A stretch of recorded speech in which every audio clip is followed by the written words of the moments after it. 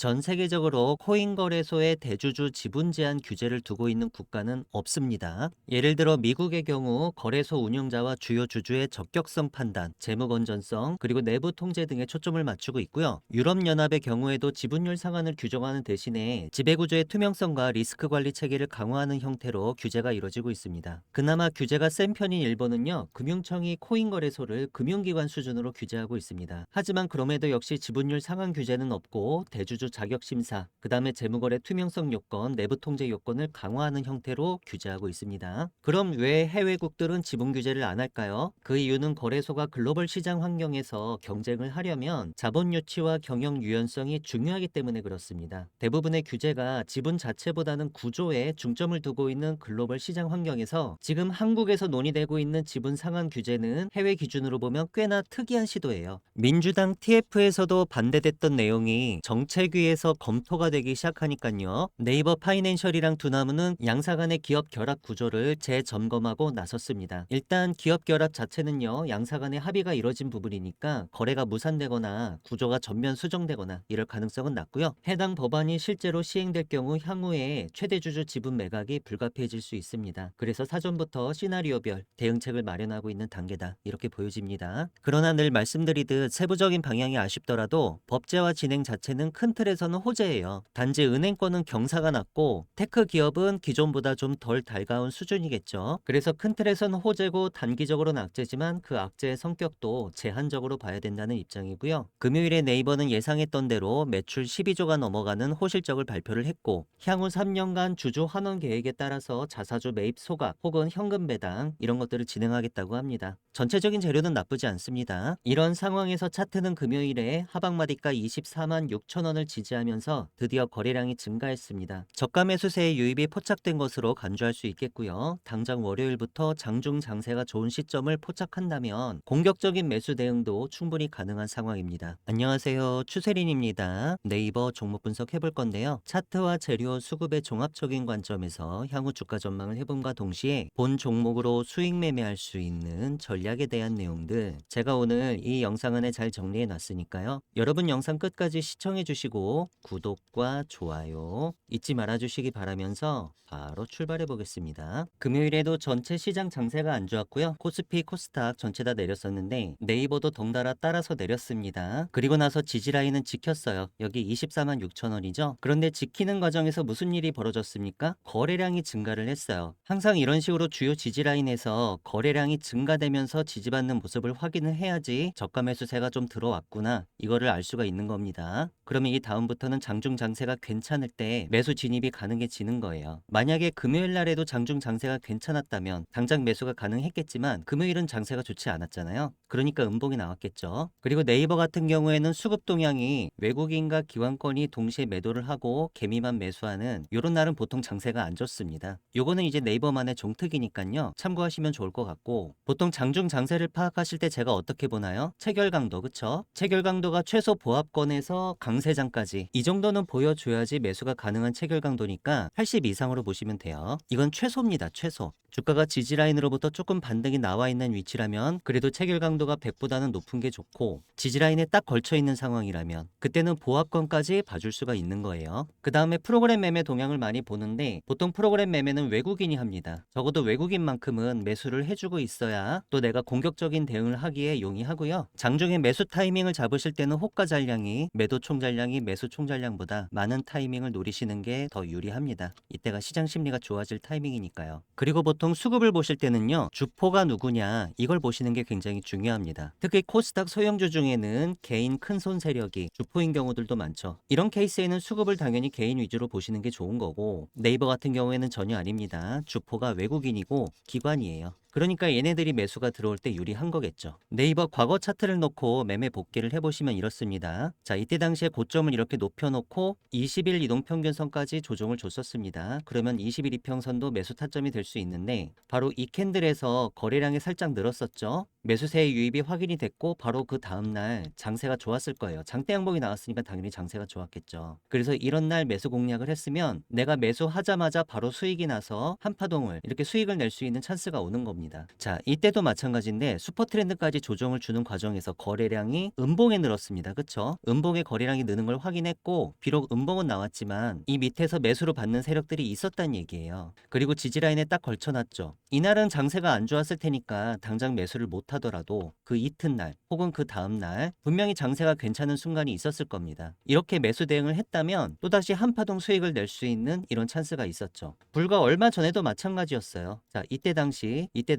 슈퍼 트렌드 지지는 받았지만 여기서 거래량이 늘었냐? 이때는 안 늘었죠? 거래량이 둘 다 줄었었습니다. 그래서 요 두 날은 관망으로 보내고 그 다음 날부터 거래량이 늘면서 장세가 좋아졌을 텐데 이날 장중에 만약에 거래량이 느는 날이라는 확신이 섰다면 30분 봉을 켜놓고 전날이랑 동시간대 거래량을 비교해보면 되거든요. 그랬다면은 바로 이날 매수가 가능했을 거고 만약에 그게 어렵다고 하더라도 그 다음 날에는 확실히 장세가 좋았겠죠. 이런 상황에서 매수 진입이 들어가 주면 내가 진입하자마자 보통 바로 수익이 나고요. 또다시 한파동 스윙으로 끌고 가 볼 수 있는 찬스가 발생하는 거예요. 물론 이런 식으로 매매했을 때 변곡의 최저점을 잡는 거에는 실패할 수가 있습니다. 하지만 지지라인을 깨고 밑으로 내려가는 거 이런 거를 피할 수가 있는 거예요. 쓸데없는 손절매를 피할 수가 있기 때문에 좋다는 겁니다. 결론적으로 이렇게 최저점을 잡으려고 하는 것 자체가 욕심이고요. 필요 없는 매매 횟수가 많이 늘어나요. 그래서 누적 수익률도 좋지 않은데 증권사 수수료만 늘려주는 꼴이 되기 때문에 저는 반드시 확인 매수를 하자. 그런 식으로 하는 깐깐한 매매를 지향하는 스타일이고요. 제가 그래서 여러분들께 그 부분을 계속 말씀을 드리는 겁니다. 그리고 지금부터도 마찬가지인 게 24만 6천 원 하방마디가 근처는 120일 이평선도 지나가고 있고 또 121선과 61선, 21선, 5일선이 이동평균선 배열 자체가 완전 정배열이거든요. 근데 일시적으로 주가만 21선 밑으로 빠져 있잖아요. 심지어는 61선 밑으로도 빠져 있거든요. 이러면은 이 영역 전체가 매수가 유리한 영역입니다. 하지만 이런 상황에서도 마지막 확인이 필요한 게 장중 장세가 좋을 때 대응하는 게 좋은 거고 만약에 계속 장중 장세가 나빠 나는 매수하려고 하는데 계속 나쁜 장세만 보여진다면 결국 이런 식으로 지지라인이 깨지는 거를 굳이 매수를 안 하고 넘길 수가 있어지는 거죠. 그러나 만약에 월요일부터 당장 장세가 좋을 수 있거든요. 그렇다라고 하면 내가 과감하게 매수 대응을 했을 때 주가 반등이 상당히 세게 나올 수도 있는 상황이기 때문에 손쉽게 수익을 낼 수가 있다는 거죠. 네이버 실적 발표했지만 상당히 좋았잖아요. 전년도 매출 12조도 넘었습니다. 여러분도 아시다시피 매출 12조는요 역대 최대예요. 기록입니다. 기록. 물론 이 실적은 기존 컨센에 부합하는 실적이지 기존 컨센 대비해서 엄청나게 서프라이징하냐? 그 정도는 아닙니다. 단지 불확실성은 제거됐기 때문에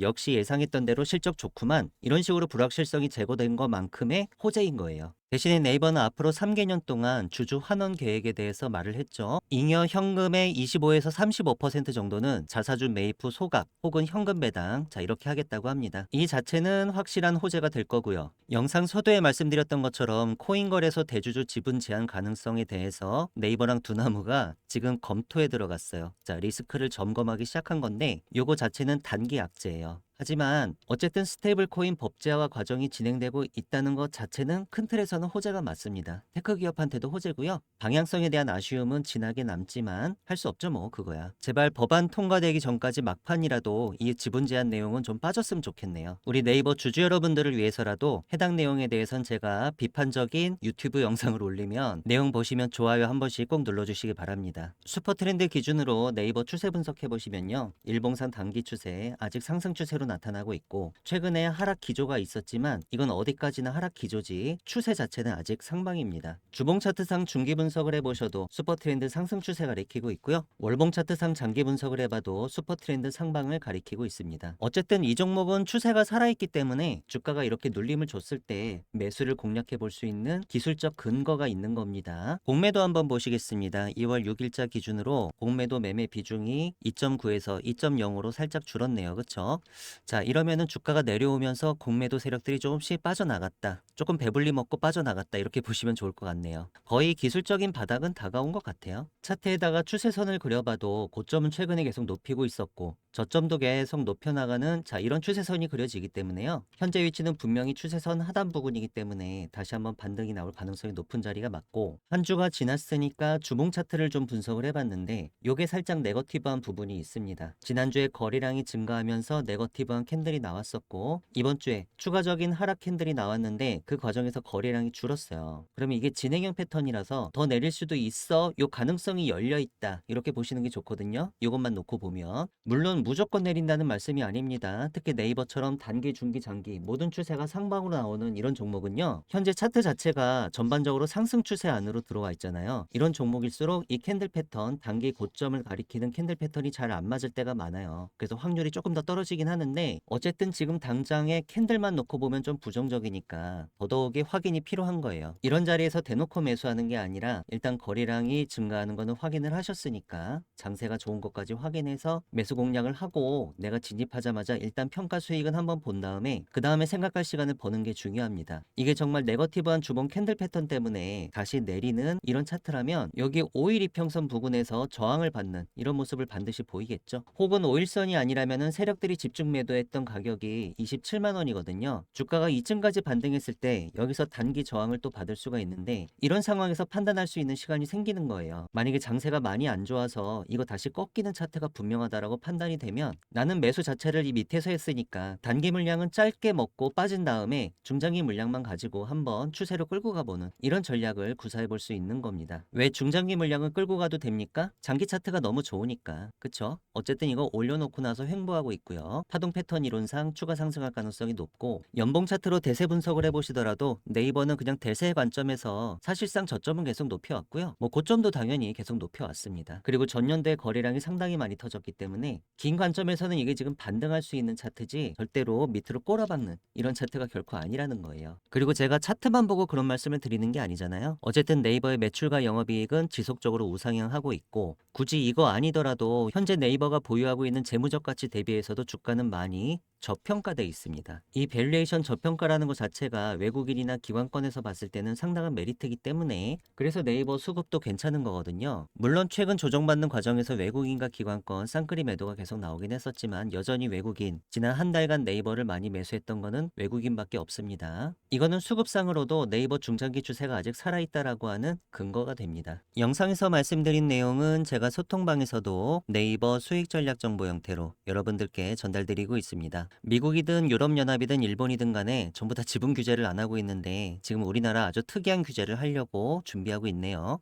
이 부분이 비판의 여지가 있기 때문에 정작 법안에는 나중에 안 들어올 가능성이 좀 살아있다. 저는 그렇게 봅니다. 그리고 현재 법안이 진행되고 있는 세부적인 방향이 좀 아쉽더라도 어쨌든 진행되고 있는 것 자체는 큰 틀에서 호재고요. 네이버 매출 역시 좋고 또 회사 측에서는 주주 환원 계획을 발표했기 때문에 이 부분도 호재가 될 수 있습니다. 기술적으로 네이버 24만 6천 원 지지라인을 지키면서 거래량이 증가했기 때문에요. 당장 월요일 이후부터 장중 장세가 좋은 시점이 나타난다면 공격적인 매수 대응 충분히 가능해 보인다. 이런 말씀 드렸습니다. 각 가격 단가 라인 정리했습니다. 상방마디가 30만 원은 직전 최고점 부근 라운드 피겨로 잘랐고요. 세력들은 최근 5거래일간 27만 원 정도에서 매도를 많이 했어요. 하방마디가 24만 6천 원은 일봉 차트상 슈퍼트렌드 가격입니다. 주가가 일봉 종가상 24만 6천 원 위에서 움직이고 있는 한 우리 네이버는 단기 추세도 계속 상방인 걸로 간주하고 보셔도 좋습니다. 이런 식으로 네이버 수익 전략 정보는요. 제가 중요한 순간마다 여러분들께 맥점을 짚어드리는 역할을 하고 있습니다. 그 주요 내용은 주가 분석과 전망이고요. 주가 급등의 매수 타이밍 혹은 주가 급락의 매도 타이밍 이런 타이밍을 잡기 위한 매수 매도 전략을 짜고 있습니다. 리스크 관리 전략도 빼놓지 않았고요. 플러스 무료 추천 종목이 있는데 내일장 급등주라든가 혹은 10배 갈 수 있는 종목 1000% 수익 확률 높은 텐베거 히든 종목에 대해서는 제가 좀 이따 여러분들께 좀 더 상세히 설명드리도록 하겠습니다. 저한테서 네이버 수익 전략 정보를 실시간 라이브로 앞으로도 지속적으로 받아보시고 싶으신 분들은 문자로 네이버라고 작성해서 보내주시면 됩니다. 문자 보내주실 전화번호 상단에 010-2306-3934입니다. 이 전체 다 무료로 진행되고 있으니까요. 부담 가지실 필요 없이 편하게 문자 연락 주셔도 좋겠고요. 소통방 입장에 대해서는 영상 설명란을 참고해 주세요. 제가 최근에 소통방에서 내일장 급등주로 추천드렸던 종목들 중에 장중에 20% 이상 급등하는 패턴을 보였던 종목들에 대해 잠시 알아보는 시간 가져보시겠습니다. 대성산업 보시겠습니다. 대성산업은 2월 3일 화요일 저녁에 오후 8시 43분쯤 제가 여러분들께 내일장 급등주로 급등주로 추천을 드렸는데요. 이날은 평소보다 많이 총 9종목을 추천을 드렸고 이튿날 전반적으로 오른 종목이 많았는데 그중에 특히 대성산업이 이튿날 상한가를 갔어요. 그리고 또 한 종목이 갔습니다. 그거는 팜스코였는데요. 차례대로 보시겠습니다. 대성산업은 원래 V자 반등이 나오고 있었고 그 전날까지 거래량이 줄어들면서 주가가 추가 상승하는 진행형 패턴이 나오고 있었습니다. 당일의 시간의 거래 패턴이 심상치 않아서 제가 내일장 급등주로 추천을 드렸는데요. 전략은 적중했고 종가는 29.94% 상한가로 마무리가 됐네요. 전체적으로 갭도 많이 안 떴었고 아랫꼬리 윗꼬리가 거의 없는 깔끔한 양봉이 나와서 수익 내기 굉장히 좋은 패턴이었습니다. 팜스코는 장마감 이후에 서프라이징한 실적을 공시해서 제가 내일장 급등주로 추천을 드렸는데요. 기존의 차트 상황도 나쁘지 않았습니다. V자 반등해 놓고 횡보하고 있었어요. 파동 패턴 이론상 추가 상승할 가능성이 원래 높았는데 그런 상황에서 너무 호실적 공시를 하니까 부스터가 하나 달렸죠. 그 이튿날 거래량은 537% 터졌고 30%를 꽉 채운 종가 고가 상한가로 마무리가 됐습니다. 모나리자 보시겠습니다. 모나리자는 제가 1월 20일 화요일 저녁에 내일장 급등주로 총 7종목을 추천드리면서 네 번째 종목으로 포함을 했었는데요. 이재명 대통령이 생리대 무상 지원에 대해서 검토하라는 지시를 내리니까 그것 때문에 깨끗한 나라랑 모나리자 이 두 종목이 급등을 했었고요. 그 중에서 20% 이상 올랐던 건 모나리자였습니다. 그 이튿날 차트 흐름 보니까 그 전날도 거래량이 8000% 터진 거였거든요. 근데 그 이튿날 더 많이 터졌죠. 그리고 장중 고점은 21.95%까지 올랐었어요. 30분 차트로 하루장 파동을 보니까요. 고점 부근에서 매도할 수 있는 찬스를 한 두 번 정도 줬었네요. 아진전자부품 보시겠습니다. 아진전자부품은 제가 1월 19일 월요일에요. 저녁 6시 23분쯤에 내일장 급등주로 총 7종목을 추천드리면서 다섯 번째 종목으로 포함을 했었는데요. 그 다음날 움직임 보니까 거래량은 1218% 터졌고 장중 고점은 24.50%까지 올라서 급등에 성공을 했었습니다. 보통은 장 초반에 이렇게 올라오는 경우가 많은데 이 종목은 특이하게 11시 반쯤에 거래량 폭발하면서 세력들이 한번 쏘아 올렸죠. DYP 보시겠습니다. DYP는 제가 1월 13일 화요일에 저녁 7시 11분쯤에요. 내일장 급등주 그 첫 번째 종목으로 추천을 드렸었습니다. 그 이튿날 어떻게 움직였나 봤더니요.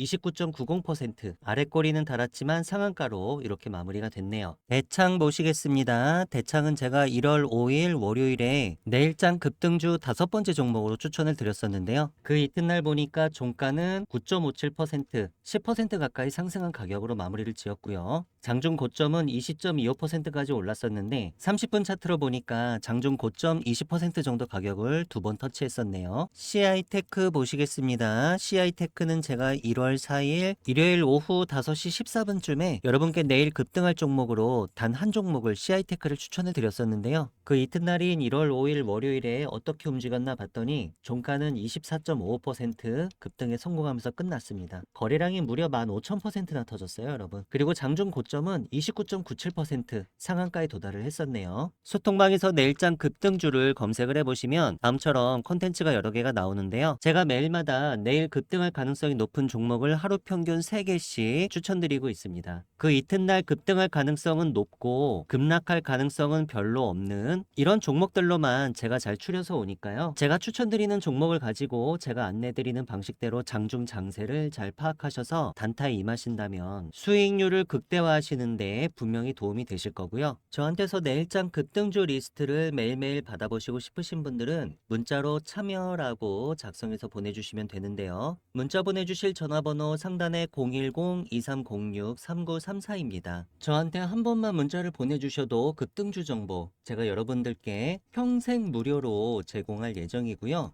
소통방에 입장하시면 백전백승 추세린의 매매 기법 파일로 다운로드 받으실 수 있게 제가 메시지 고정해 놨으니까요. 매매 기법 연구에 관심이 많으신 분들은 들어오셔서 다운로드 가능하십니다. 소통방 입장 신청하시는 구체적인 방법에 대해서는 영상 설명란에 자세히 적어 놨으니까요. 관심 있으신 분들, 입장 희망하시는 분들께서는 이 부분 참조하셔서 들어오시면 되겠습니다. 영상 설명이 잘 보이지 않으시는 분들은 다음처럼 영상 제목 밑에 더보기를 클릭해 주시면 영상 설명 내용들이 나옵니다. 제가 그동안 여러분들께 추세린의 선물로 추천드렸던 텐베거 히든 종목들 2026년도 1월까지 어떻게 움직였었는지 잠시 리뷰해보는 시간 가져보시도록 하겠습니다. 먼저 제 추세린의 100배 수익 소통방에서 이렇게 히든 종목이라고 검색을 하시면 제가 그동안 텐베거 히든 종목 추천드렸던 내용들이 쭉 나오죠. 9월부터 매월 말일마다 이렇게 추천을 드려왔고요. 일단 12월 거부터 먼저 열어보겠습니다. 12월에는 제가 텐베거 템베거 히든 종목으로 PS텍 단 한 종목을 추천을 드렸었고요. 월봉 차트로 결과를 보시니까 현재까지 52.39% 크게 올라온 가격에서 거래되고 있습니다. 이번 달 고점은 71.82%까지 수익이 났었네요. 고점 부근에서 일부 분할로 차익 실현을 좀 하셨더라도 나머지 물량은 쭉 끌고 가고 계시면 될 것 같아요. 템베거 히든 종목 11월로 넘어가 보겠습니다. 11월 말일에는 제형솔루텍, 동양고속, DIC 코형 4종목을 추천을 드렸었고요. 순서대로 보시면 제형솔루텍은 주가가 1,800원 정도 할 때 제가 템베거 히든 종목으로 추천을 드렸었는데 어떤가요? 이번 달에 최고점 8,100원까지도 찍었었죠. 지난달에 이어서 계속 급등 중에 있었습니다. 동양고속은 너무 유명해서 여러분 설명 자세히 안 드려도 아시죠? 제가 11월 말일에 종가가 14,000원 정도 할 때 템베거 히든 종목으로 추천을 드렸는데 그 다음 달에 바로 최고점 172,800원까지 찍어가지고 한 달 만에 그냥 템베거를 다녀왔습니다. DIC는 제가 이 캔들의 종가에 추천드렸는데 그 다음 달에 주가가 많이 올랐다가 이번 달에는 조정을 잠깐 주고 있죠. 11월 종가는 9,000원 정도였고요. 최고점 15,150원까지 올라갔다가 현재는 11,000원까지 내려왔습니다. 요거는 조정이 끝나면 다시 올라갈 수도 있는 거니까 눌림목 끝에서 재매수를 해야 되는 건 아닌지 검토할 필요는 있겠습니다. 고영은 제가 11월 종가 15,700원 할 때 추천을 드렸고 현재 주가는 33,800원에서 거래되고 있습니다. 2배 이상 올랐죠? 최고점은 35,450원까지 찍었었는데 여전히 잘 올라가고 있는 종목이다. 이번에는 10월 달로 넘어가 볼게요. 제가 10월 말일에는 두 종목을 추천을 드렸었는데 하나는 삼형엠텍이고 하나는 휴림로봇이었습니다. 자, 삼형엠텍은 현재 조정을 주고 있죠. 제가 이 종가에 추천드렸는데 주가는 살짝 올렸다가 현재까지 계속 조정을 주고 있는 상황이에요. 여전히 추세는 유지되고 있으니까 암튼 아직 희망을 완전히 버릴 단계는 아닌 걸로 보여지고요. 대신에 휴림로봇은 잘 가고 있죠. 제가 작년 10월이었으니까 이 캔들을 보고 추천을 드렸고 종가는 6,450원이었습니다. 현재 14,740원에서 거래되고 있으니까 이미 2배 이상 올라와 있고요. 최고점은 26,000원까지 찍었었으니까 거의 4배 이상 시세가 한번 났었죠. 마지막으로 9월로 넘어가 보겠습니다. 9월에는 제가 SM백셀 한 종목을 추천을 드렸었는데 이 종목은 계속 횡보만 하고 있어요. 그러니까 올라갔다가 계속 내려오고 윗꼬리 달고 계속 횡보만 하고 있어서 제가 이 캔들을 보고 추천을 드렸었고 종가는 2,360원이었습니다. 물론 시세는 한 3,500원 정도까지 났었지만 현재 주가 2,330원이니까 추천드릴 당시 주가랑 거의 동일하죠. 리뷰는 여기까지고요. 자, 이제 1월 30일에 대망의 템베거 히든 종목 4가지 종목이 신규로 소통방에 공개가 됐습니다. 어떤 종목일지 궁금하신 분들은 시세가 변하기 전에 빨리 들어와서 보시는 게 좋겠죠? 제가 추천드리는 템베거 히든 종목들은 주로 첨단 제조, 바이오, IT 산업군이 주를 이루긴 하는데요. 세력의 매집이 확인된 종목들 중에 기업의 재무적 가치나 성장성 대비해서 저평가된 종목들, 그리고 최근에 중장기 변동성이 터지기 시작하면서 추천드리는 시점 기준으로 향후 템베거가 유력한 종목들을 제가 추려서 여러분들께 한 달에 한 번씩 추천드리고 있습니다. 저한테서 템베거 히든 종목을 받아보시고 싶으신 분들은 문자로 히든이라고 작성해서 보내주시면 되는데요. 문자 보내주실 전화번호는 상단에 010-2306-3934입니다. 저한테 문자를 한 번만 보내주셔도 매월 말일에 한 달에 한 번씩 여러분께 제공드리고 있는 이 템베거 히든 종목을 앞으로도 지속적으로 받아보실 수 있습니다.